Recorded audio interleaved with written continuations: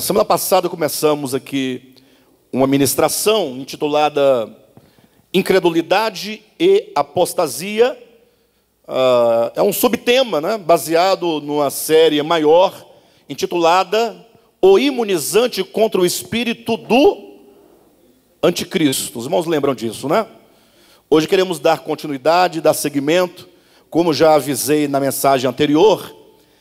Essa mensagem, Incredulidade e Apostasia, não trabalha com tópicos prontos, mas com uma série de textos que precisam de ser desenvolvidos para a compreensão do grande problema que acomete a todos nós nesses últimos dias, ou seja, ao espírito do anticristo, ao espírito de Laodiceia, que procura nos cegar, procura destruir a nossa fé. Peço que vocês abram suas Bíblias em João Evangelho, capítulo 6.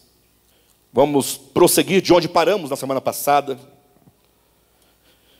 Espero que vocês escutem essa ministração com o coração e com o entendimento. João capítulo 6, versículos 66 a 69. E nós temos crido e conhecido que tu és o Santo de Deus. Replicou-lhe Jesus: não vos escolhi eu.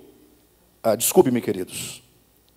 66 a 69. Eu comecei do 69, né? Então vamos lá do 66. À vista disso, muitos dos seus discípulos o abandonaram e já não andavam com ele. Então Jesus perguntou aos 12: porventura quereis vós também retirar-vos? Respondeu-lhe Simão Pedro: Senhor, para quem iremos? Tu tens as palavras de vida eterna, e nós temos crido e conhecido que tu és o Santo de Deus. Semana passada começamos com este texto, João capítulo 6. E nós enfatizávamos aqui uma verdade central, que se compreendida e praticada, exercitada, teremos a certeza e a segurança de que experimentaremos uma redenção de fato e de verdade.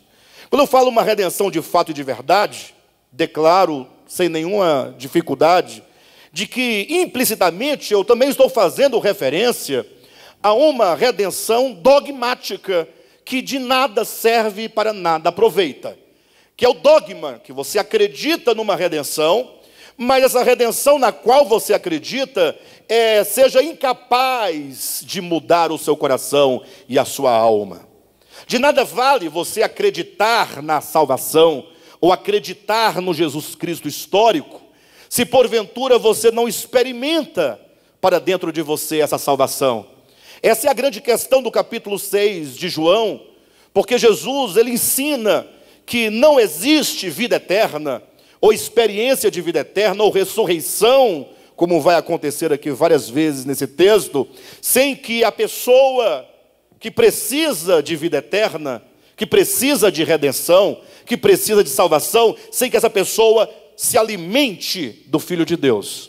Por isso Jesus estabelece 3 níveis de compreensão, a começar a falar de si mesmo enquanto pão da vida, dizendo que quem come do pão da vida tem a vida eterna.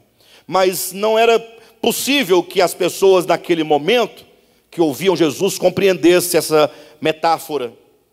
Ele queria dizer apenas que aquilo de que nós precisamos é do próprio Cristo enquanto vida dentro de nós. E que esse Cristo, como um pão, a semelhança de um pão, precisa ser recebido, digerido, assimilado, para que a essência do pão, para que aquilo que há de mais significativo no pão, falando do pão literal, para os irmãos entenderem, as calorias, né, os nutrientes, as vitaminas que ali estão, sejam assimiladas para o teu ser, para que possa então se tornar dentro de você vida. Quando alguém se alimenta de uma boa comida, obrigado, meu querido. Quando alguém se alimenta de uma boa comida, se alimenta bem. Quando eu falo se alimentar bem, não são comidas caras. Eu me refiro a comer feijão, alface, comer couve, né? Quando você se alimenta desses alimentos saudáveis, não é verdade que aquilo que há de substancial, essencial, vitaminas, sais minerais, nutrientes, calorias, elas entram para dentro do seu ser. passam por um processo de metabolização e se torna saúde. Aí você vai ter uma pele bonita, uns cabelos bonitos, né? Olhos brilhantes. Tudo isso em razão daquilo que você come. Jesus disse: eu sou o pão da vida. Por não poder entender, Jesus avança para mais um nível de compreensão, usando a metáfora dizendo: quem come da minha carne e bebe do meu sangue, esse tem a vida eterna. Mas parece que piorou a situação. As pessoas naquela ocasião também não entenderam, como até hoje continuam muitos sem entender, uma vez que pensam que comer da carne e beber do sangue é comer a hóstia da igreja católica, ou comer o pão e beber o vinho das igrejas evangélicas. Isso consiste num grande erro, porque Jesus avança a mais um degrau para explicar o que ele queria dizer, afirmando: a carne, a minha carne, para nada aproveita. Agora, as palavras que eu vos tenho dito, essas palavras, o ensinamento, a doutrina do meu Pai, aquilo que eu tenho dito, falado, ensinado, as minhas palavras são espírito e são vida. Ou seja, somente quando o homem come das palavras de Cristo, quando você ouve, porque nós comemos as palavras de Cristo com os ouvidos. Os ouvidos desempenham essa função.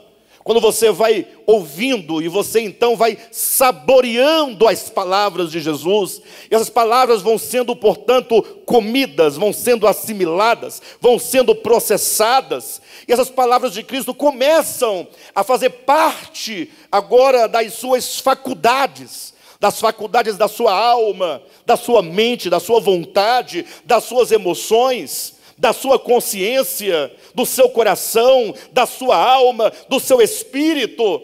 E quando essas palavras, portanto, nos enche e nos tornamos um só espírito com essas palavras, agora essas palavras, uma vez assimiladas, se tornam nós mesmos. Conforme Paulo dizendo acerca do ministério da pregação da palavra, ele diz: vós sois a carta de Deus, cartas vivas, escritas não com tinta, mas pelo Espírito do Deus vivente. Deus quer escrever dentro de nós os seus atributos. Deus quer inscrever dentro da nossa alma as suas qualidades. Ele quer inscrever em nós o seu caráter. Ele quer se amalgamar a nós, para que de nós, ou que nós possamos ser um canal por onde flua e se manifeste os atributos, as virtudes de Jesus Cristo a todo mundo. Conforme está em Hebreus, no capítulo 12, salvo engano, o versículo 14, quando diz: segui a paz com todos e a santificação. Santificação é esse processo de assimilação da palavra. Quanto mais assimilamos, menos do velho homem e da voz da serpente nós teremos em nós. E, portanto, esse processo de irmos nós sendo separados do que é comum, do que é pecaminoso, do que é perverso, vamos sendo, portanto, santificados. Está dito: seguir a paz com todos. Só aí já dá para saber como é que é, né? Seguir a paz com todos. Bastava isso. Deixa eu me perguntar para vocês: você segue a paz com todos? Agora, ouça aqui, ó. Seguir a paz com todos é fácil na presença de todos. Porque o povo fingido somos nós.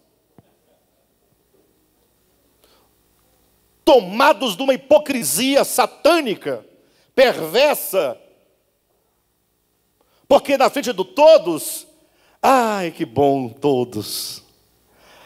Porque ao virar as costas, nos tornamos inimigos ou manifestamos uma inimizade outrora latente. Seguir a paz com todos e a santificação.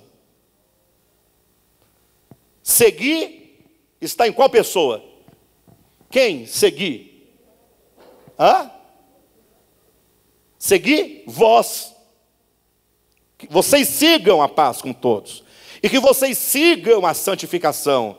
sem a qual, se não houver de vossa parte a santificação, ninguém verá o Senhor. Ninguém, quem? Vós? Não, os outros, o mundo. Porque é dito que quando nós amarmos uns aos outros, o mundo verá a Deus. O mundo saberá que somos discípulos dele. Aí você fica com aquela pregaçãozinha de panfletagem, Jesus te ama, e o mundo não quer saber de panfletagem. Ele quer saber se você pode mostrar Cristo a ele. Quando o mundo ver Cristo em nós, eles crerão. Foi Jesus quem disse: o mundo crerá quando vocês forem um. Aí ficamos querendo alugar carro de som e sair gritando na rua: Jesus te ama, morreu por você, cuidado com o inferno, e o povo te xingando, porque o povo está cansado da hipocrisia dos crentes. Quem está me entendendo aqui? Dos crentes, no meio dos quais eu me incluo. Vocês entendem, queridos? Então, ninguém verá o Senhor. O mundo não verá o Senhor se nós não seguirmos a paz com todos e a santificação. Agora, essa santificação, ela só ocorre não por uma decisão sua de deixar os usos e costumes de lado. Porque todos até hoje, todos que seguiram essa pseudo-santificação, de não cortar cabelo, de não passar batom, de não usar rímel, de não usar brinco, de não pintar as unhas, de não usar calça esporte, de não usar salto alto, de não usar chapéu, de não usar barba, de não comer carne de porco, de não jogar futebol. Todos que seguiram esse caminho, dessas práticas e doutrinas inventadas por homens, todos podem testificar que é mentira, não há santificação do coração quando se mudam as vestes. Por isso lá está no texto de Jeremias, quando assim é perguntado: pode, porventura, o etíope mudar a cor da sua pele? Ou pode, porventura, o leopardo mudar as manchas da sua pele? O que ele quer dizer esse texto? O problema do pecado é um problema orgânico. Está totalmente dentro do coração. Não é algo que seja meramente externo, que você resolva com uma capa religiosa. De todo modo, Jesus ensina, portanto, dizendo: é comendo, e somente comendo das minhas palavras é que haverá uma mudança interior. Neste momento, quero pontuar duas coisas que ficaram para trás na semana passada. A primeira é a que diz aqui no versículo 66. À vista disto, muitos discípulos o abandonaram e já não podiam andar com ele. Esse é o primeiro ponto. Vocês podem observar no versículo 60, voltando um pouquinho só na sua Bíblia, no mesmo capítulo é dito: muitos dos seus discípulos, tendo ouvido tais palavras, disseram: duro é esse discurso, quem o pode ouvir?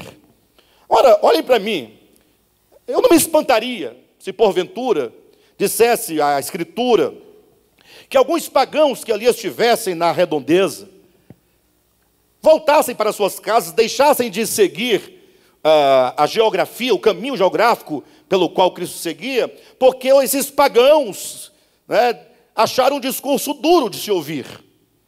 Seria natural que algum incrédulo, alguém que não se declara um seguidor de Cristo, abandonasse as multidões. Mas vocês não acham estranho quando é dito que muitos dos seus discípulos o abandonaram quando ouviram tais palavras? E se alguém perguntasse: por que vocês estão abandonando? Por que vocês estão voltando e deixando de seguir o Cristo de Deus? Eles poderiam responder dizendo: porque tais palavras são duras de serem recebidas. Mas não duras porque são duras em si mesmas, e mesmo assim são necessárias de serem recebidas. Mas eles diriam que são palavras duras porque não eram palavras que se igualavam, ou não eram palavras que se pareciam com as palavras dos fariseus, dos escribas, dos líderes da religião judaica, que não se preocupava com o interior do homem e só pregava derramamento do sangue animal, desde que a pessoa levasse uma oferta de um carneiro, de um bezerro, levasse seu dízimo, eles asseguravam a salvação. Vem Jesus fala, não, nem mesmo a minha própria carne, que dirá, não a do animal, a minha própria, não serve para você comer, mas as minhas palavras, é o meu espírito, é o espírito de Cristo. Muitos acharam essas palavras de Cristo duras, e entenderam que eram palavras que não podiam ser aceitas, porque antes, melhor permanecer com o velho discurso. Esse discurso da serpente, que de tempo em tempo toma uma forma diferente, assume uma linguagem diferente, uma proposição diferente, se reveste de palavras diferentes, mas que o significado final é sempre o mesmo. E talvez se nós apertássemos ainda aqueles que voltavam e perguntássemos, mas isso não pode ser motivo para você voltar. E eles talvez dissessem, não, mas mais um motivo nós temos. Porque não bastam essas palavras serem tão estranhas aos ensinamentos que nós ouvimos desde sempre de Moisés, dos sacerdotes, dos escribas, dos fariseus, dos saduceus e de tantos líderes da religião. Há um problema, porque esse Cristo, e aí começa você tendo que justificar, porque ninguém comete em sã consciência um erro de abandonar a verdade de Cristo sem que se justifique primeiramente.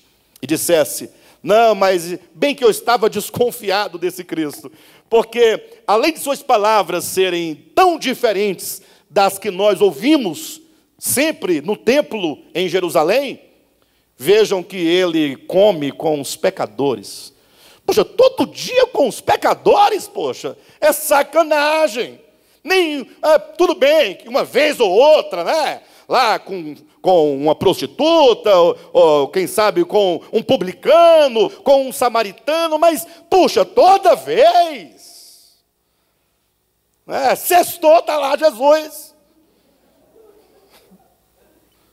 Sextou. Está lá Jesus na casa de um publicano, numa grande ceia. E eles acusavam Jesus de comer com os pecadores. Engraçado. Chega a ser irônico, né? Mas o pior é que esse discurso nunca mudou, até hoje, continua com o mesmo discurso. Jesus comia com as prostitutas, com os publicanos, com os samaritanos, com todos aqueles que eram marginalizados. Aqueles de quem Jesus deu testemunho dizendo, estes são os doentes, e eu vim para os doentes, porque os sãos não precisam de médico.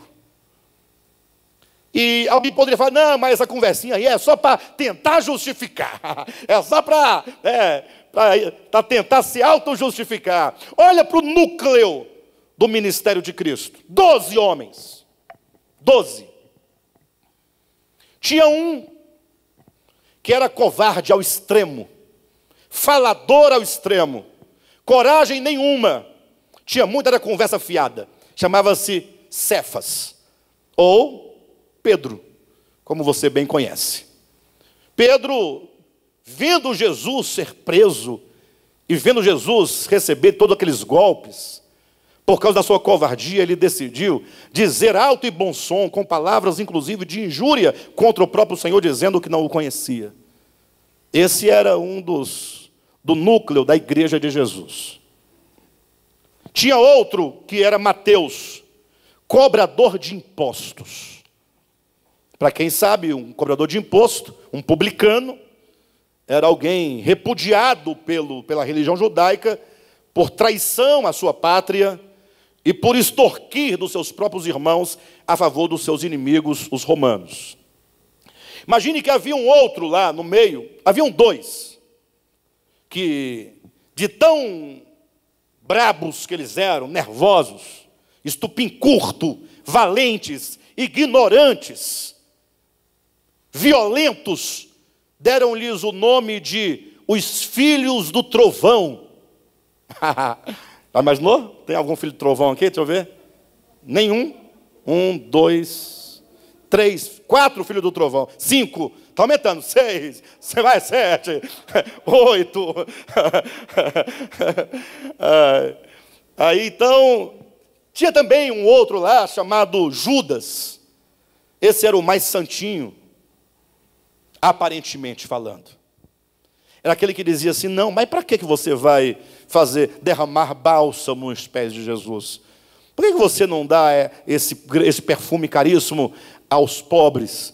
Por que ele falou isso? Porque ele sabia que se fosse dar aos pobres, viria primeiro para a tesouraria, né, para o centro de distribuição, para o centro logístico do ministério de Jesus. E entrando aquela grana toda, um perfume que custava 300 denários, puxa vida, é quase um ano de trabalho. Diz a Escritura que Judas era ladrão. E eu por muito tempo, mas foi muito tempo, fiquei assim pensando: puxa, como pode ser? Jesus sabia que ele era ladrão. O que vocês acham? Olhem para mim, todo mundo aqui, em nome de Jesus. Você que está em casa, olhe, mas olhe direito. Não desvia o olhar, não. O que a gente faz com um ladrão no nosso meio, que exerce o cargo de tesouraria? Não tem nada a ver com o Gilvan nem com o Nivaldo. Eu estou falando de Judas. Paola, essa aqui é uma reunião para decidir, porque tem um ladrão no nosso meio. Ele rouba o gasofilácio. Você entende? Aí, ao invés dos pobres serem assistidos, não pode, porque já levaram. O que a gente faz com ele? Lincha. Lincha, boa palavra. Falou a filha do trovão. O que fazer, Vera, com o ladrão no nosso meio, que exerce cargo de tão alta confiança? O que fazer com ele? Vera, você nunca foi tão sábia. Nunca. Conheço a Vera há mais de 10 anos.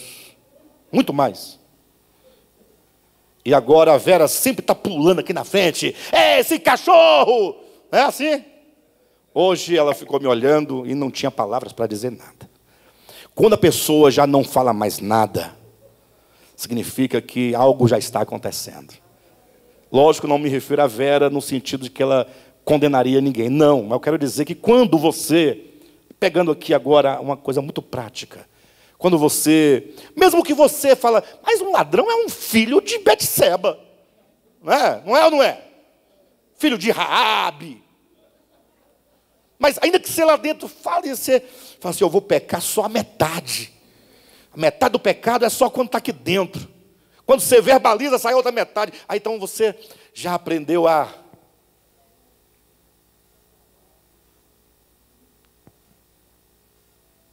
Entendeu? Sabia que nós já tivemos um ladrão no nosso meio? Sabiam? Que por mais de ano roubou de panela gasofilácio? Quando descobriram, tinha um filho do trovão que falou assim: vou buscar o camburão. E eu falei: de que espírito sois? De que espírito sois? O que nós vamos fazer com o evangelho que nós pregamos, se na oportunidade, na melhor oportunidade da nossa vida, de amar e se derramar como graça e misericórdia sobre o miserável, nós chamamos a polícia? Não faria, eu disse, nenhum sentido se chamarmos a polícia, ao invés de perdoarmos de coração. Não faz sentido continuar com as portas deste local abertas. Pode fechar. Melhor colocar um bar. Não, você mais forte, como dizia Lutero. Melhor nós tirarmos essas cadeiras daqui e fazermos deste local uma casa da luz vermelha, uma casa de prostituição, um prostíbulo. Forte, né? Lutero disse tais palavras, se referindo aos templos no seu tempo, dizendo que maior pecado cometia um pastor, um bispo, um padre, quando enganava e mentia para as almas, do que aquele que se prostituía no prostíbulo. E ele diz: calma que eu explico, aquele lá, ele só vai violar o corpo, o daqui viola a alma. E entre a alma e o corpo, disse Jesus, não temeis o que mata o corpo e não pode matar a alma é mais importante que o corpo, e quem viola, portanto, almas, comete maior pecado do que o que viola o corpo. Vocês entendem? O que fazer com o Judas? Era da igreja de Jesus. Sabe o que fazer? Jesus nos ensinou. Ele falou: tira suas vestes de cima, cinge os teus lombos com uma toalha e lava os seus pés. Sirva a esse irmão. Ame a esse irmão. Perdoe a esse irmão. E havia um tanto de outros ali no meio do ministério de Cristo. Imediatamente, Tomé, que só acreditava com os olhos, era incapaz de crer no coração.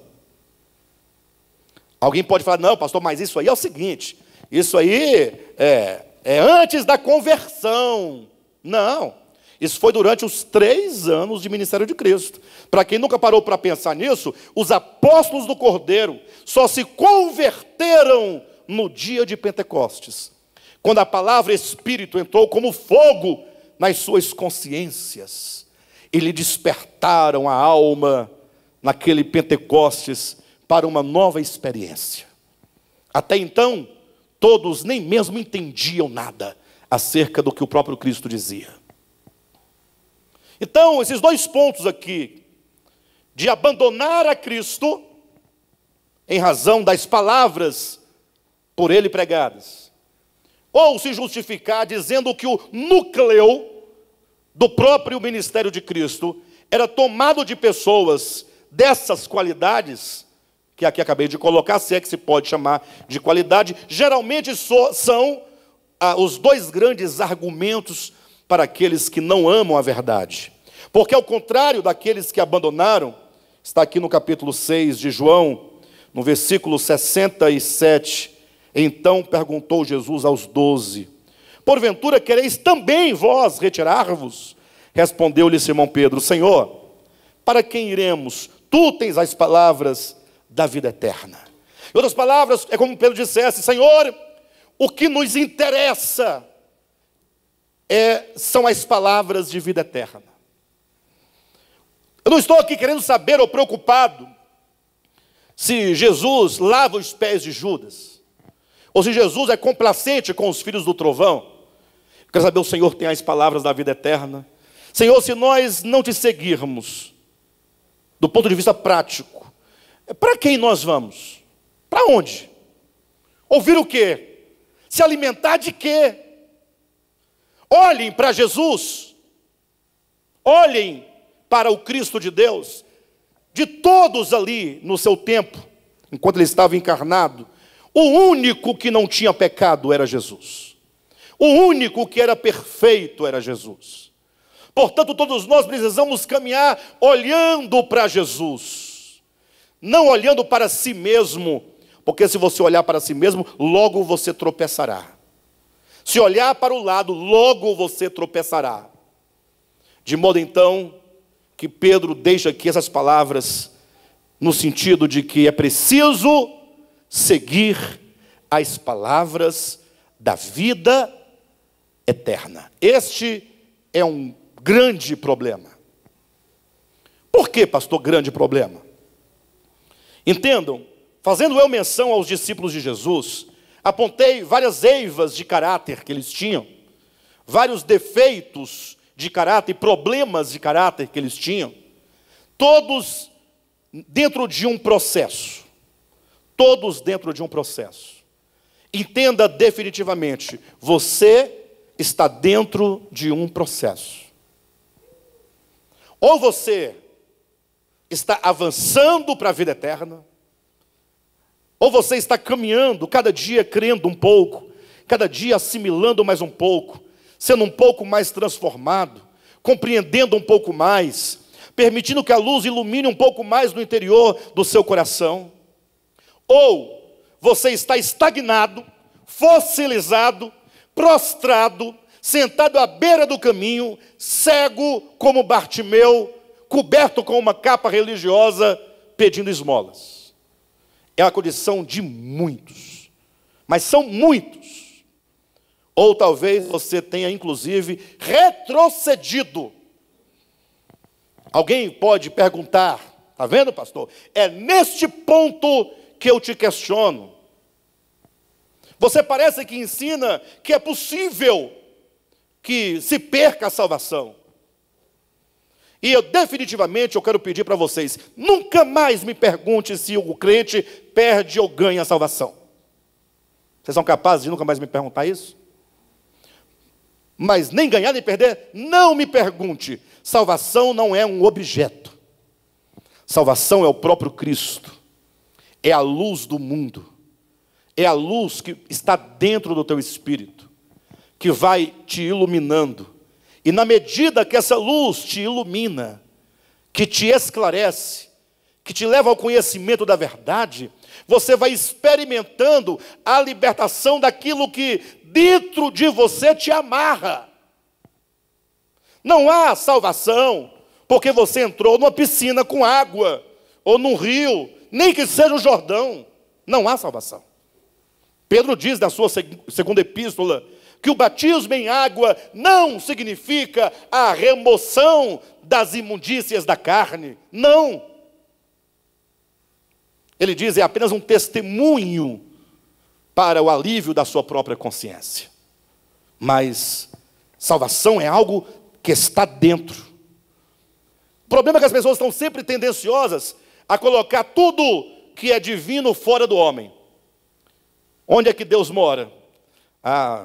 Com certeza não é no nosso sistema solar, com certeza. Não é nem em Mercúrio, nem em Vênus, nem na Terra, nem em Marte, nem em Júpiter, e pronto, não é. Muito menos, não deve ser na nossa Via Láctea, né? Porque essa nossa galáxia aqui não dá. Deve estar onde, pastor José? Me fala aí, onde? Um lugar bem distante. Aí eles ficam com as mãos erguidas na direção da galáxia, gritando para ver se Deus ouve. E depois ficam olhando para ver se Ele vem. E nada acontece. O reino de Deus está dentro de vós.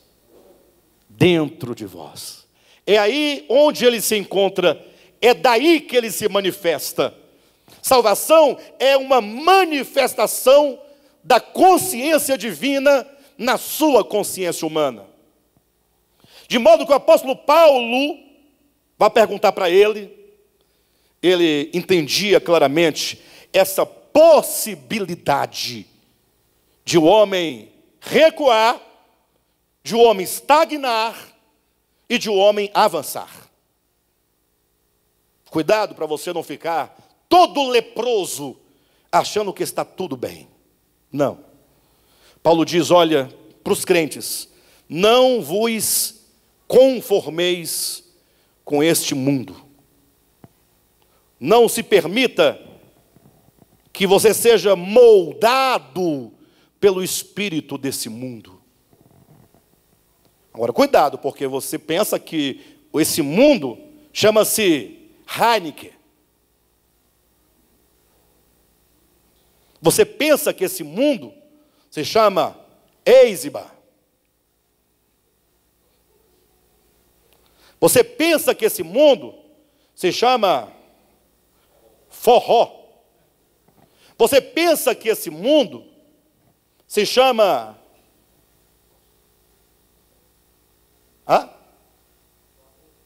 Flamengo. Não, isso aí você vai me desculpar, mas eu vou ter que concordar com eles. Brincadeira, queridos, brincadeira. Vocês pensam que este mundo se chama samba? Roberto Carlos, Zé Ramalho. E não sabe que o espírito desse mundo tem 3 características que pulsam dentro de você. A concupiscência da carne, a concupiscência dos olhos, e esta que ninguém escapa, a soberba da vida. Isso é o mundo. Está lá em 1 João capítulo 2. Quer saber o que é o mundo? É a soberba da vida. É a concupiscência da carne. É a concupiscência dos olhos. Então veja, entendam definitivamente. Quando Paulo fala, não vos conformeis, não vos amoldeis a este mundo, ao espírito deste mundo, ao espírito luciférico, ao espírito de ganância, ao espírito de facção, ao espírito de inveja. Saiba, tudo que divide, tudo que separa, tudo que gera intriga, fofoca, é mundo, é perverso, é mau. Quando ele diz à igreja, portanto, não vos amoldeis a esse século, o que ele está dizendo? Quem sabe? Ué. O que ele quer dizer? Não vos amoldeis a esse século. O que ele quer dizer? Aqui nós poderíamos tirar pelo menos 10 conclusões disso. Eu quero só uma. O que está implícito aqui? Quer ver? Vocês vão entender já já essa coisa muito lógica e clara. Certo? Vera, vou te dar aqui, não um conselho, vou te dar uma ordem. Perfeito? Não traga para nós aqui, nunca nessa igreja, em nome de Jesus, pedras de Marte, de Júpiter, de Saturno, de Plutão, então nem pensar. Não traga. Vocês entenderam o que eu falei? Quem entendeu? O que eu disse? Eu disse o quê? Eu disse uma loucura. Porque não é possível que a Vera traga a nós pedras de Plutão. Concorda, Josué? Sim ou não, pessoal? Então eu estou dizendo uma coisa impossível. Voltemos ao texto de Paulo. Não vos amoldeis a esse século. O que ele está dizendo? É possível que o crente tenha o seu coração moldado ao espírito de Satanás, de Lúcifer, caído, ao espírito deste mundo, ao espírito de Babilônia. Não adianta ficar discutindo e pregando que essa minha assertiva ou esse postulado é mentira. Você sabe que eu estou falando a verdade. Basta você olhar para dentro de si mesmo e você verá que eu falo a verdade. Quem aqui de vocês, quem aí em casa, quem aí no mundo inteiro que um dia vai ouvir essa mensagem, pode falar assim: desde o dia em que eu dei o primeiro passo em direção a Cristo, eu nunca dei um passo atrás? Quem pode falar aqui? O mais santo daqui, quem é? Quem é o mais santo aqui? Deixa eu ver. Não, não é boa. Sempre tem os mais santos. Eu sou o mais pecador aqui. Se tiver algum pecador que não pode congregar aqui, sou eu. Vem cá me tirar. Com o seu evangelho sem futuro. Quem é aqui o mais santo? Não tem ninguém mais santo. Um pouquinho só mais santo que os outros.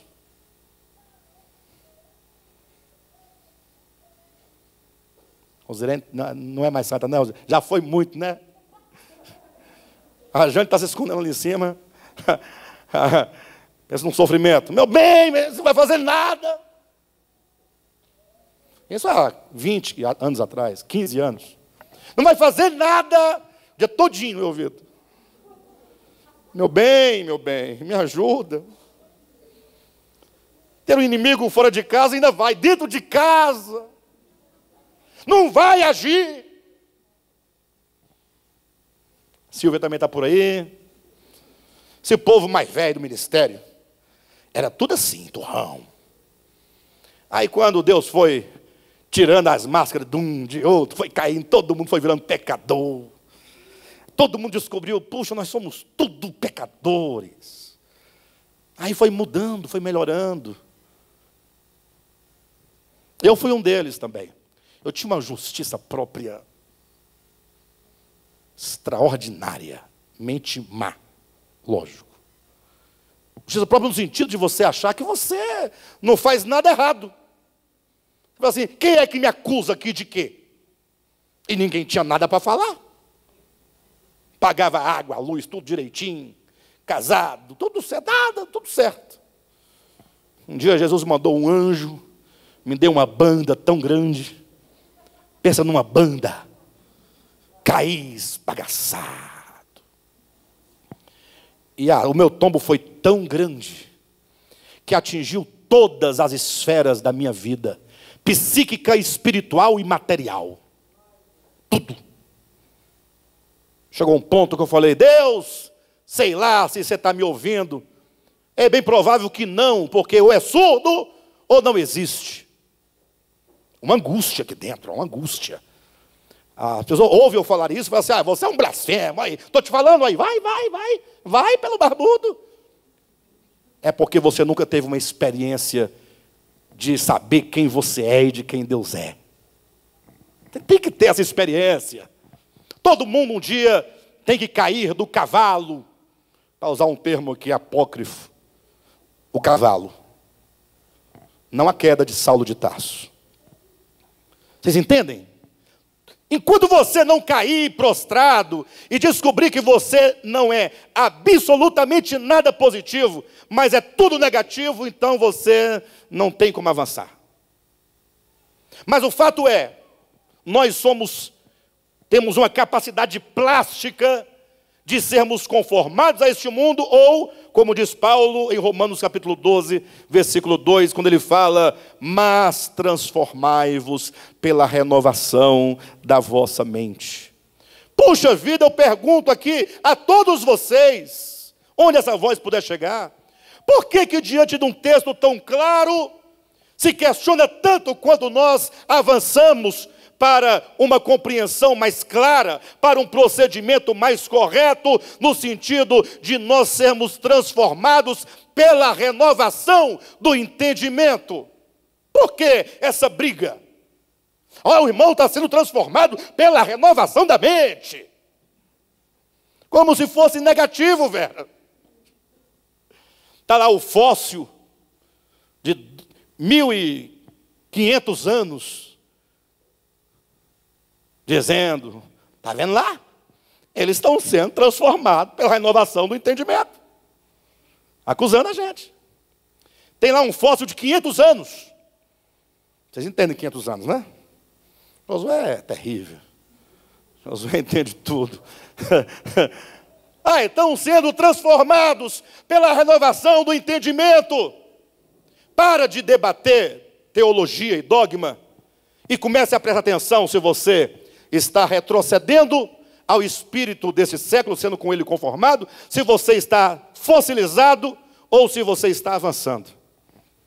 Eu quero dizer com isso que, no que tange a nossa experiência de fé, é possível que ela cresça, se estagne ou retroceda. Abra sua Bíblia em João capítulo 8, versículo 30. 2 folhinhas à frente. Quando Pedro diz, para onde iremos? Somente tu tens as palavras de vida eterna. Vejo nessas palavras também uma ideia de perseverança. Ou não? Jesus fala, e aí? Vocês vão querer voltar? Porque as multidões voltaram. E vocês também vão querer voltar? É a pergunta. Pedro dá um passo à frente, num momento de iluminação. Ele diz, Senhor, mas até que seria bom, né? Porque é muito desconfortável. Esse ministério é desconfortável, porque não tem um apoio da religião prevalecente, estabelecida e instituída, né, Senhor? E também o Senhor também fala umas palavras também que não precisa, Jesus. Fala umas palavras mais tranquilas. Para que fazer um sermão tão duro que o povo não consiga digerir? Deixaram o Senhor. Mas pensando bem, Senhor, a despeito de qualquer coisa, nós não temos para onde ir. Em outras palavras, precisamos continuar. Precisamos perseverar. Esses são os textos que eu estou lendo, já citei vários aqui hoje. Eu quero chegar até onde mostra explicitamente, e não implicitamente, como estamos colocando até agora, a questão da incredulidade e da possível apostasia. João 8, 30 e 32 diz assim: ditas estas coisas, muitos creram nele. Você creu nele? Quem creu? Quem não creu? Deixa eu ver, é mais fácil, né? Mais fácil de contar. Quem não creu em Jesus? Você? Aí você fez assim, está arrumando óculos, né? Quem não creu em... Todos creram aqui? Quando nós tocamos na questão do crer, preste atenção, muito cuidado, olhem para mim. Infelizmente, essa palavra crer, que aparece na sua Bíblia, na minha Bíblia, ou que seja, que aparece nessa tradução em português, e nessa sua versão da língua portuguesa, essa palavra crer, ela não existe na Bíblia de Jesus, dos apóstolos, nos textos do primeiro século. Em nenhum lugar na sua Bíblia, onde tiver no Novo Testamento, crer, essa palavra não existe nos manuscritos primeiros da Bíblia. O primeiro ponto é esse. Entenda. Não entendi, pastor. Então quer dizer que muitos creram, não existe essa palavra creram lá no texto, lá do primeiro século? Não. Como não? Como é que veio parar aqui, na minha Bíblia? Entenda que você tem em mãos uma tradução. E além de ser uma tradução, ainda é uma versão. Você entende? É uma versão. Então o que tem aqui lá no texto lá do primeiro século? A palavra lá do grego é uma palavra, é um verbo que procede do substantivo fé. Pistis é a palavra fé, substantivo, de onde procede o verbo que seria o ato de ter fé. Quem tem amor? Quem tem amor, ama. Quem tem fé? Observa que houve uma mudança na própria forma do morfema principal da raiz da palavra. Quem ama, não, quem tem amor, ama. E quem tem fé, fede. Não. Só para os irmãos entenderem quem tem amor, ama. E quem tem fé? No grego tem um verbo próprio.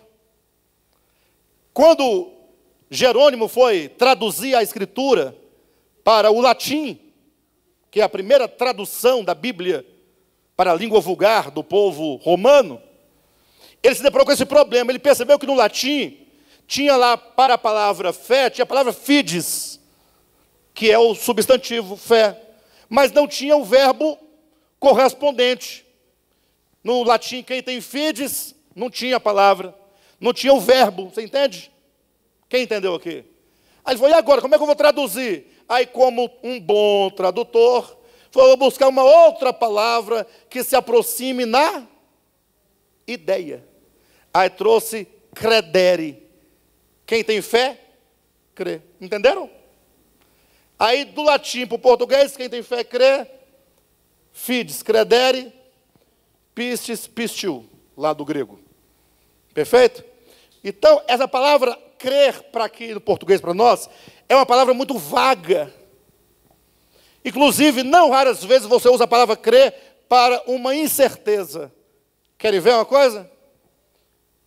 Pessoal, é o seguinte, olha, eu creio que essa pandemia deve acabar até no mês de agosto. Eu falei alguma coisa errada aqui nas palavras? Eu creio, mas significa que é verdade? Significa que eu tenho certeza? Quando eu falo, eu creio que amanhã vai chover, você tem certeza?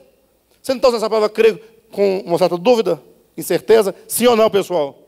Então, a palavra crer no português é uma palavra vaga, que não traduz a certeza, a convicção, a relação. A palavra fé ela vem de uma raiz, ou melhor, a sua raiz traduz a ideia de fidelidade. Portanto, deveria ser dito que aqueles que exercem fidelidade para com o Cristo de Deus, para você falar uma coisa segura. Perfeito? O problema é que quando alguém diz, eu tenho fé, não é algo subjetivo ou não é subjetivo? Como é que eu sei que você tem fé de fato e de verdade? Olha no texto para vocês compreenderem isso. 8:30. Ditas as coisas, muitos creram nele. Em outras palavras, muitos acreditaram nele. Muitos, Senhor, eu estou contigo, o Senhor é o Rei dos Reis, Senhor dos Senhores, vamos juntos até o final. Agora deu certo, todo mundo crentão, né? Olha só o que Jesus fala para esse povo, presta atenção. Versículo 31. Disse, pois, Jesus aos judeus que haviam crido nele. Vejam, que haviam crido. Se vós, disse Jesus, permanecerdes na minha palavra, sois verdadeiramente meus discípulos. Qual que é o ensinamento, qual que é o princípio? Jesus agora se volta, atenção, para um grupo de pessoas que haviam crido nele. Agora pensem comigo em nome de Jesus e raciocine. Jesus, ele tem o dom, ele tinha a vidência, ele tinha a clareza, ele tinha o conhecimento ou não dos corações das pessoas? Sim ou não? Ele tinha. Ele lê o coração, lê o entendimento, lê até os pensamentos ocultos no coração, não vai saber se a pessoa crê ou não crê de fato. Aí eu pergunto, mas Jesus era calvinista ou era arminiano? Se ele fosse calvinista, ele diria, vocês, calvinista. Não, se fosse calvinista, ele fala assim, ó, fiquem tranquilos que quem está predestinado vai. Quem não vai, não vai. Se fosse arminiano, cuidado com o inferno, está aí. Se livra dele ou não. Como Jesus não tem compromisso com esses dogmas, esses ensinamentos que os homens vão criando, ele fala simplesmente apelando para o coração, sobre a necessidade de você ouvir a palavra, compreender a palavra, se apegar à palavra e permitir que ela faça habitação eterna no seu coração. Entenderam? Ah, pastor, então, vamos lá. Então o senhor não acredita na predestinação? Por que você diz que se for predestinado está certo, se não for não está certo? Olhem para mim, em nome de Jesus. Eu preguei na minha vida inteira sobre a predestinação. Continuo acreditando nesse ensinamento apostólico, que se encontra sobretudo no livro de Romanos, capítulos 9, 10 e 11. Entretanto, chega uma hora que você precisa ter um reconhecimento de uma coisa. Atenção. Chega uma hora que você tem que entender que a predestinação é algo que está no coração de Deus.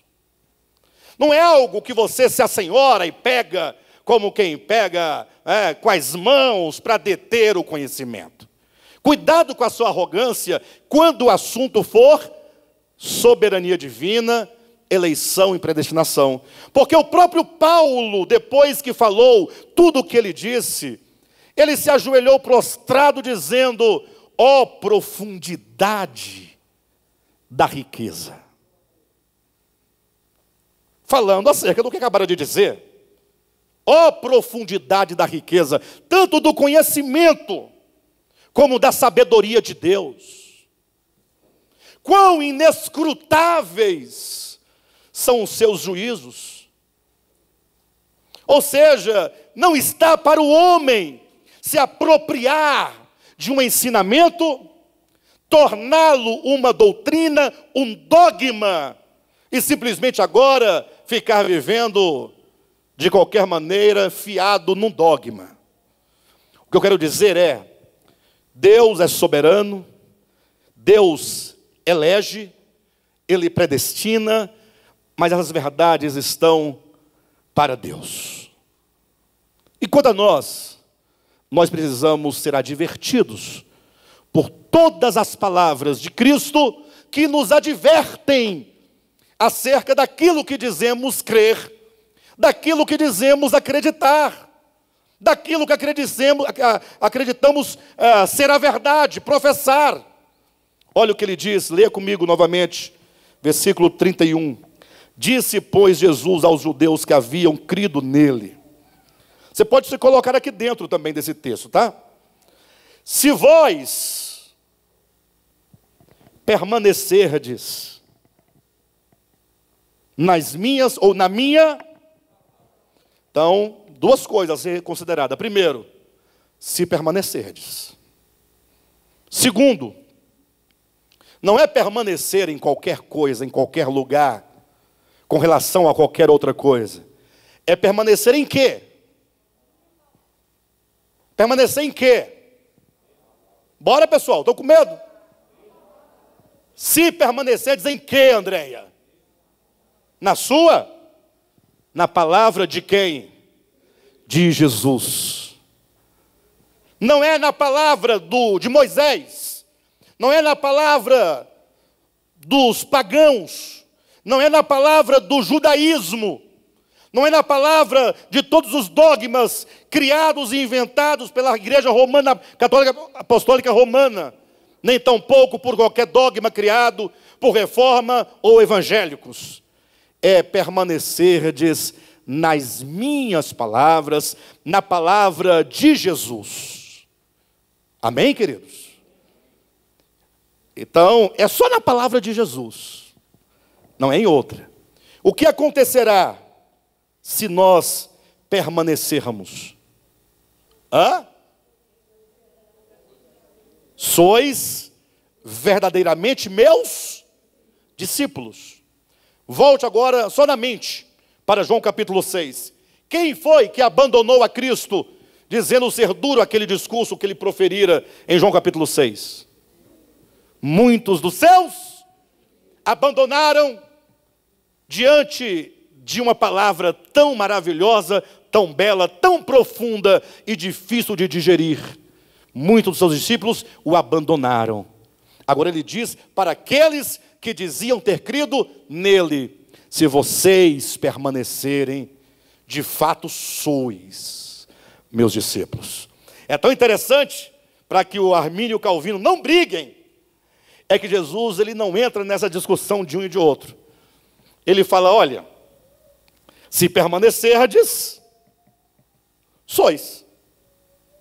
E se não permanecerdes, nunca foram. Perfeito? O que significa que há uma necessidade tremenda de nós avaliarmos o nosso coração e nos perguntarmos e nos questionarmos que tipo de compromisso e de comprometimento que nós temos com o Evangelho de Jesus Cristo. Porque nós somos tão arrogantes que nós, em nome de uma professa santidade, de um professo comportamento, ou um pseudo comportamento, de acordo com a Escritura, e em nome dessa falsa santificação, dessa falsa justiça, nós simplesmente falamos contrário às palavras do próprio Jesus. E eu falei aqui, salvo engano, não sei se foi no Querigma, ou foi na quarta-feira, ou foi no domingo também, não me recordo bem, mas se você quiser aferir se você está no caminho certo, se você fala corretamente, se você anda corretamente, se você procede corretamente, a maneira simples é você sempre perguntar antes de proceder, antes de falar. Cristo ensinou isso. Cristo falou isso. Cristo procedeu dessa maneira. Se a resposta for não, então você deixe de lado qualquer palavra, qualquer pensamento, qualquer procedimento que não esteja em harmonia com o ensinamento de Cristo. E então vamos ao terceiro ponto. Se vós permanecerdes na minha palavra, sois verdadeiramente meus discípulos. Ponto vírgula. E. O que vai acontecer? Vamos lá, todo mundo? Não, desculpe-me. Vamos colocar aí na ordem, né? se vós permanecerdes na minha palavra. Esse é o primeiro ponto. Guardem isso no coração, meditem na semana. 2, sois verdadeiramente meus discípulos. E agora? O que vai acontecer depois disso? Digamos que nós perseveremos na palavra de Cristo, ok? E aí? Então nós somos o quê? De fato, discípulos verdadeiros de Cristo. E agora o que vai acontecer?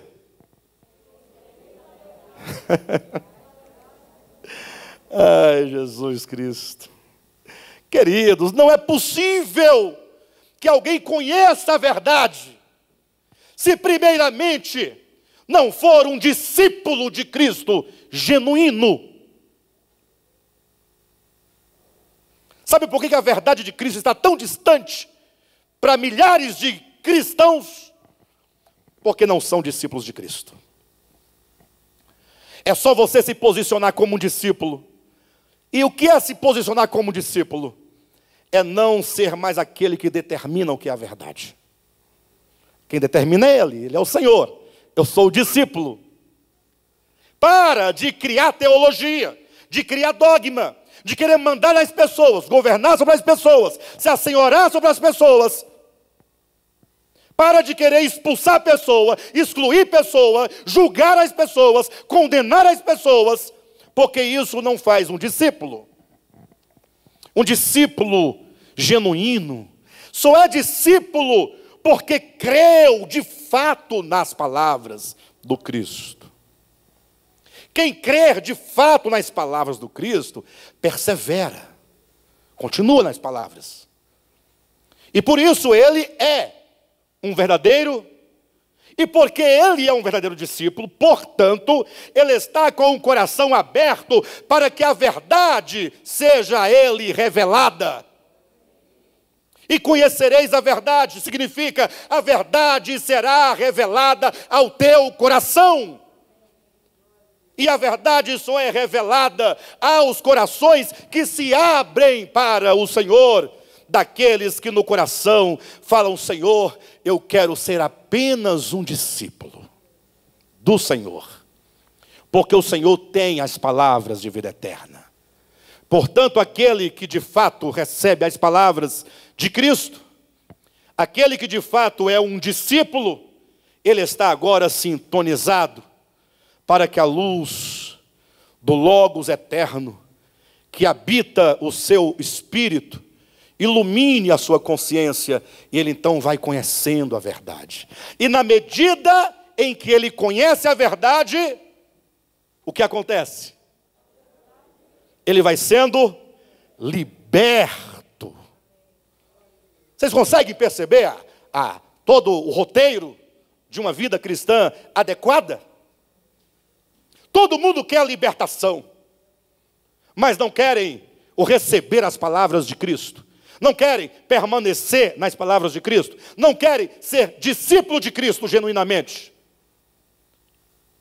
E ainda acham que são os detentores do conhecimento da verdade. E conhecereis é toda uma consequência daquilo que foi dito anteriormente. E conhecereis a verdade, e a verdade vos libertará. Amém? Hoje avançamos bastante, né? Mas não concluímos a nossa mensagem. Tá bom? Nós continuamos parte 3 na próxima semana.